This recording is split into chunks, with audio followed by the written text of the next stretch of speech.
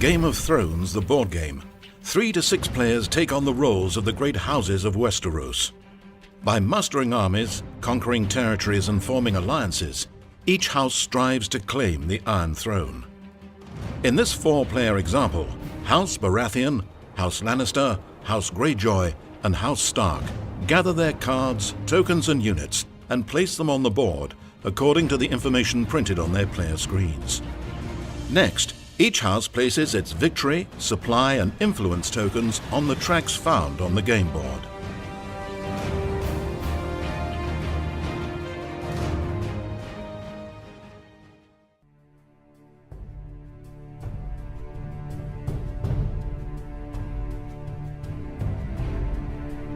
Gameplay begins with the planning phase. During this step, each player must place 1 order token face down on each area containing one of his units. Units consist of footmen, knights, ships, and siege engines. There are 5 different types of order tokens that a player can use: March, Defense, Support, Raid, and Consolidate Power. Some orders have modifiers that affect the combat strength of units on the battlefield, while other, more powerful orders are marked with a star icon. These special orders are stronger variants of each order type. The number of special orders a player may place during the planning phase is determined by his position on the King's Court influence track. March orders represent the movement of troops and ships across the lands and seas of Westeros. Only by assigning march orders to units on the game board can players take control of new areas and engage opponents in combat. Defense orders represent the preparation of strong defensive positions. They grant a combat strength bonus to the defender of the assigned area. Support orders represent martial assistance to combat in an adjacent area. A player may not only grant support to his own adjacent units, but to adjacent units controlled by other players. This makes the support order the fulcrum of intrigue and negotiation in a Game of Thrones, the board game. Consolidate power orders represent the garnering of local favor, the collection of income tax, and the harvesting of resources from areas under a player's control. Raid orders represent aggressive incursions and pillaging of enemy lands. They are used to remove adjacent enemy support, consolidate power, and raid orders. After all orders have been placed, they are simultaneously revealed for the action phase.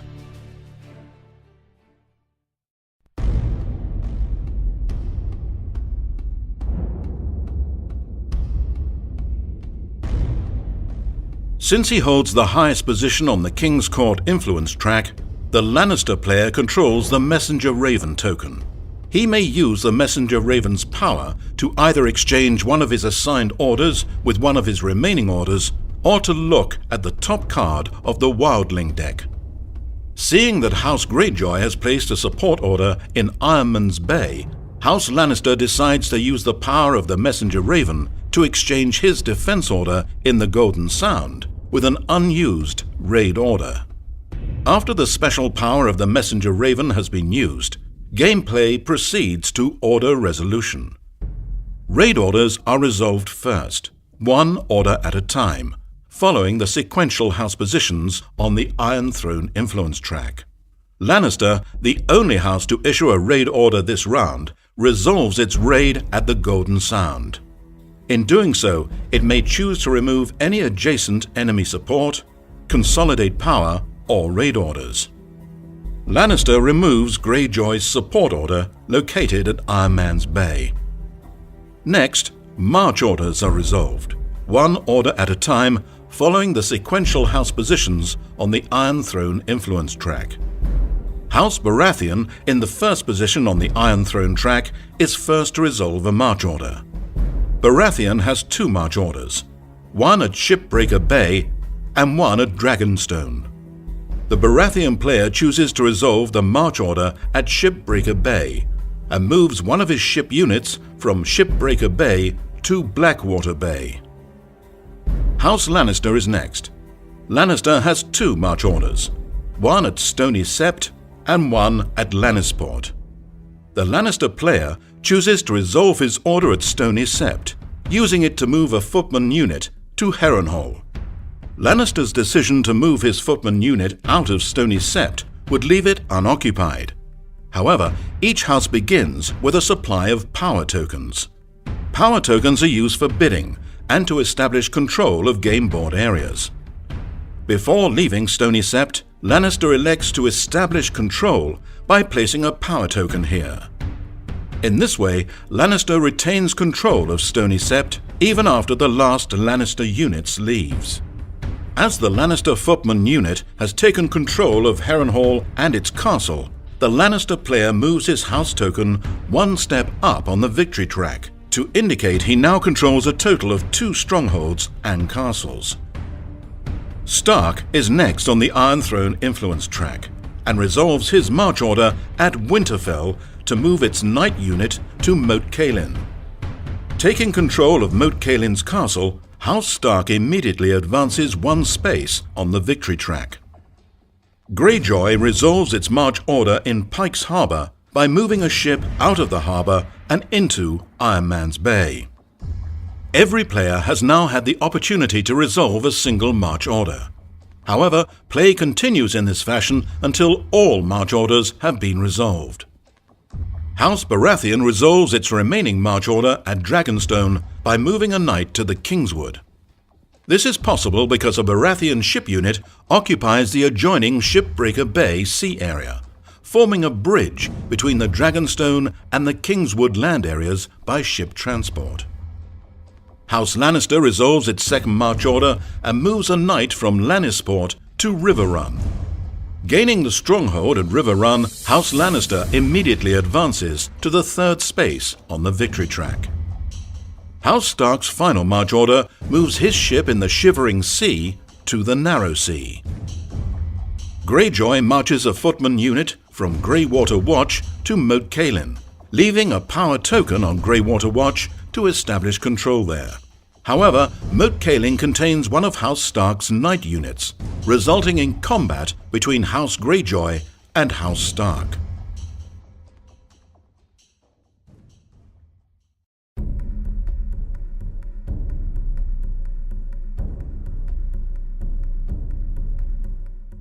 When a player marches one or more of his units into an area containing enemy units, combat ensues immediately and must be resolved before play proceeds to the next march order. In this example, House Greyjoy has marched a footman unit from Greywater Watch to Moat Cailin, containing a Stark Knight unit. The battle begins by the 2 opponents calling for support from adjacent areas. Only House Stark has an adjacent support order in White Harbour. Areas with support orders may support any number of adjacent combats during a game round, and may even support the forces of other players engaged in an adjacent combat. In this case, House Stark's footman in White Harbour lends its support in the adjacent Moat Cailin. Now, each side calculates the total combat strength value of its units involved in the combat. Each unit type contributes a specific amount of combat strength in combat. Footman and ship units contribute 1 combat strength, while a knight unit contributes 2 combat strength. Siege engine units contribute 4 combat strength when attacking an area containing a castle or stronghold. But siege engines have no combat strength when defending or when attacking an area without a castle or stronghold. In this example, Greyjoy's footman unit with a combat strength value of 1 challenges Stark's knight unit with a combat strength value of 2, supported by a Stark footman in White Harbour with a combat strength value of 1. Greyjoy, as the attacker, also includes the combat strength value on his march order, in this case 0. A defense order in the embattled area would add its combat strength to the defending units. In this case, however, there is no defense order in Moat Cailin. Both houses now choose and reveal 1 house card. House cards represent characters lending their abilities and strength to combat. Stark reveals Eddard Stark, who has a combat strength value of 4 and 2 sword icons, which, if Eddard is victorious, will destroy 2 of Greyjoy's units in the combat. Greyjoy reveals Balin Greyjoy, who has a combat strength value of 2 and an ability that reads, "The printed combat strength of your opponent's house card is reduced to 0. Text abilities are immediately resolved. Holding the highest position on the fiefdom influence track, Greyjoy controls the Valyrian Steel Blade. This token may add 1 combat strength to a combat once per game round. Greyjoy decides to use the Valyrian Steel Blade. The final combat strength for House Greyjoy is 4. 1 for the Footman, 2 for Balin Greyjoy, and 1 for the Valyrian Steel Blade. The final combat strength of House Stark is 3, 2 for the Defending Knight, and 1 for the supporting Footman in White Harbour. As Eddard Stark's combat strength was reduced to 0 by Balin Greyjoy's text ability, he contributes no strength to the combat. Greyjoy wins the battle 4-3, and Stark's knight must retreat to an adjacent, empty or friendly area. After retreating, the unit is laid on its side. It becomes routed and can no longer provide combat strength this turn.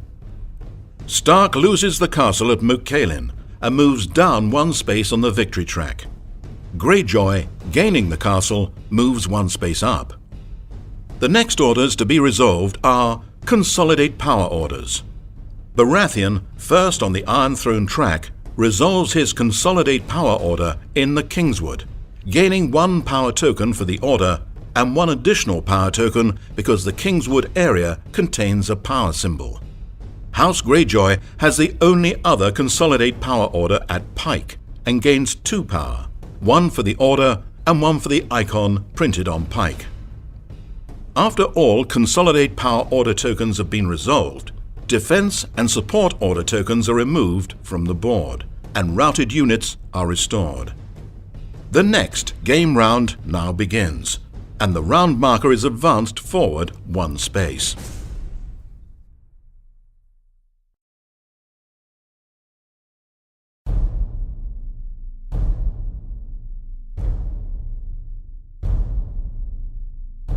Every round after the first round begins by drawing a card from each of the 3 Westeros decks, which are then resolved in order. The first Westeros card in this example is Supply, which reads, "Adjust Supply Track, Reconcile Armies." When resolving the Supply Westeros card, each house in turn order counts the number of supply icons printed on areas it controls, and then moves its supply token on the supply track to reflect that level of supply. Baratheon counts 2 supply, Lannister 3, Greyjoy 2, and Stark controls only 1. A player's position on the supply track determines the number and the size of the armies he may field on the game board. An area containing a single unit does not constitute an army, but any group of 2 or more units in the same area does. If a player loses supply icons throughout the game, a future Supply Westeros card may eliminate units from his armies as they are brought into compliance with his lower supply level.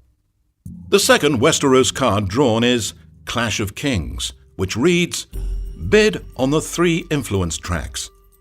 The Clash of Kings Westeros card simulates the intrigue and plotting taking place behind the curtain of war, affecting it in many subtle and some not so subtle ways. To resolve the Clash of King Westeros card, all influence tokens are first removed from the 3 influence tracks. The players will bid for positions on the tracks, starting with the Iron Throne track. Each player bids a secret number of his available power tokens, concealing the selected number in a closed fist. After all players have chosen, bids are revealed simultaneously. In this example, Baratheon bids 3, Lannister bids 0, Stark bids 3, and Greyjoy bids 2 power tokens. The house with the highest bid takes the first position on the Iron Throne track. Ties are broken by the house that currently holds the Iron Throne dominance token, in this case, House Baratheon. House Baratheon chooses himself for the first position and Stark for the second position. House Greyjoy, having bid 3rd most, is placed in the 3rd highest position, leaving House Lannister in the 4th position. After all positions have been determined on the Iron Throne influence track, the Iron Throne dominance token is awarded to the house on the track's 1st position. In this case, House Baratheon retains control of the Iron Throne dominance token. Next, bidding on the fiefdom influence track commences. Greyjoy wins 1st position with a bid of 3. Lannister wins 2nd position with 2. Stark takes 3rd position with a bid of 1, and Baratheon last with a bid of 0. After all final positions have been determined on the fiefdom influence track, the Valyrian Steel Blade dominance token is awarded to the house on the track's 1st position. In this case, House Greyjoy retains control of the Valyrian Steel Blade dominance token. Finally, the bid for the King's Court influence track is resolved. This reveals a Baratheon bid of 3, a Lannister bid of 2, a Stark bid of 1, and a Greyjoy bid of 1. Baratheon moves to the 1st position on the King's Court track and Lannister the 2nd. Then House Baratheon, controlling the Iron Throne token, breaks the tie between Greyjoy's and Stark's bids by placing Stark in the 3rd position and Greyjoy in the 4th position. After all positions have been determined on the King's Court track, the Messenger Raven dominance token is awarded to the house on the track's 1st position. In this case, House Baratheon takes it from House Lannister. With the Clash of Kings card resolved, play continues to the 3rd and final Westeros card, entitled Wildlings Attack, which reads, The Wildlings Attack Westeros.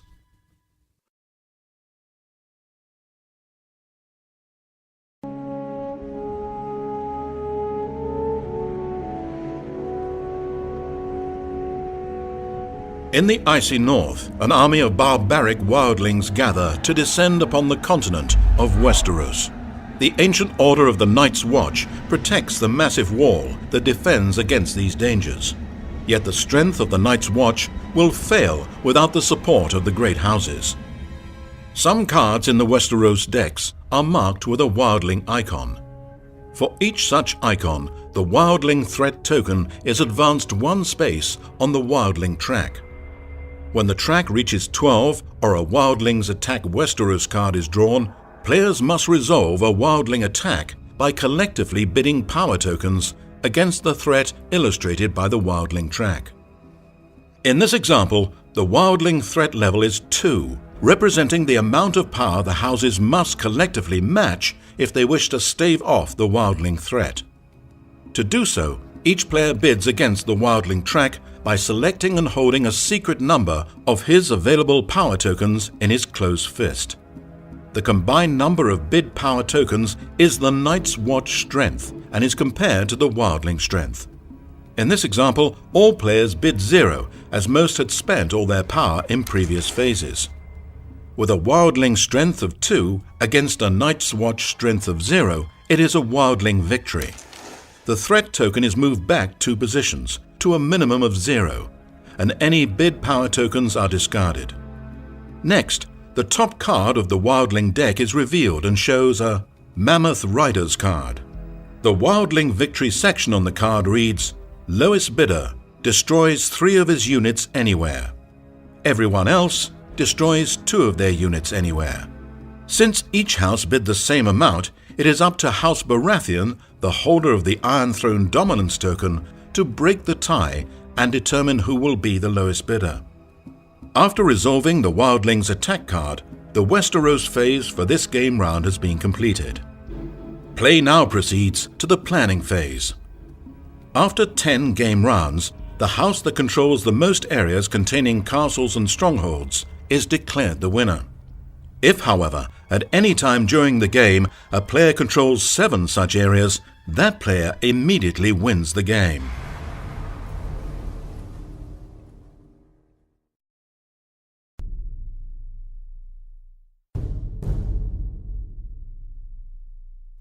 To conquer the great tracts of Westeros required to seize the Iron Throne, players will want to enlarge and expand their martial forces. The principal way for players to recruit new units to the game board is during the resolution of a Mustering Westeros card during the Westeros phase. When a mustering Westeros card is resolved, each player in turn order may recruit or upgrade units in each area he controls containing a stronghold or a castle. Each castle provides 1 mustering point, while strongholds provide 2 mustering points. When mustering, a footman or a ship unit costs 1 mustering point, while a knight or a siege engine unit costs 2 mustering points. Alternatively, a player may upgrade an existing footman unit to either a knight or a siege engine unit for a cost of 1 mustering point. A player may never muster a unit that would cause the number or size of his armies to exceed his supply limit, as illustrated on the supply track on the game board.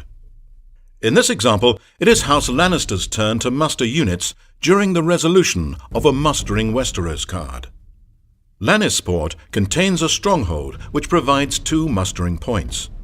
The Lannister player begins by upgrading the footman unit here to a knight unit at the cost of 1 mustering point. He then uses Lannisport's remaining mustering point to place a new ship unit in the Golden Sound. Ship units cannot be mustered on a land area, but must instead be placed in a friendly or empty adjacent sea area or port. As the Golden Sound already contained an existing Lannister ship unit, this area is now considered an army of 2 units, taking 1 of the 2 army slots of Lannister's supply. At an overall supply level of 3, House Lannister may field 3 armies of 2 units each, and 1 army of 3 units. The Lannister player then musters units in River Run, also a stronghold, providing 2 mustering points. He uses his first mustering point to place a new footman unit in River Run, and the second mustering point to place a new ship unit in the adjacent Golden Sound Sea area. In joining the already existing 2 ship units in the Golden Sound, the new ship unit from River Run forms an army of 3 units in the Golden Sound. This is a legal placement, as Lannister's supply level allows him to field 1 army containing 3 units. Lannister's final mustering area is Harrenhal, which provides 1 mustering point. Lannister spends this point by placing an additional footman unit here, forming an army of 2 units. House Lannister has now concluded its mustering. In order of the Iron Throne influence track, the next house now resolves its mustering. This continues until all houses have mustered units on the game board. Will you take power through force? Use honeyed words to coerce your way onto the throne. Through strategic planning, masterful diplomacy, and clever card play, spread your influence over Westeros.